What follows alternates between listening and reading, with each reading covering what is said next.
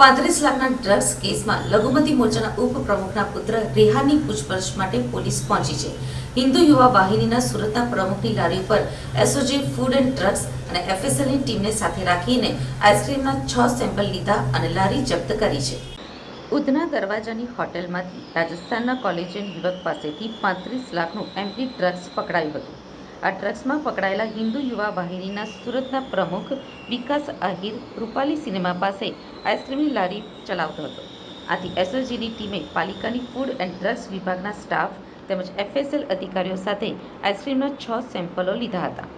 પોલીસે આઈસ્ક્રીમના એમડી નાખતા હોવાની આશંકા લાગતા સેમ્પલો લીધા હતા. સાથે જ વિકાસ આહિર જે જગ્યા ઉપર આઈસ્ક્રીમ અને જ્યુસની લારી ચલાવતો હતો તે જગ્યા ઉપર પણ તેણે દબાણ કર્યું હતું. આથી પાલિકાએ તેની લારી પણ જપ્ત કરી હતી.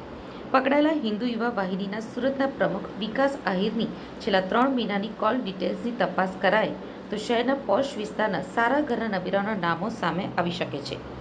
ડ્રગ્સ માફિયા વિકાસ આહિર અને અનિલ ઉર્ફે અનુ લાકડાવાલા બંને ચર્ચી છે. ભાટેના પંચજીલ નગરમાં ભાજપ લઘુમતી મોરચાના ઉપપ્રમુખના પુત્ર અને સૂત્રધાર એવા રેહાનની પૂછપરછ થઈ છે.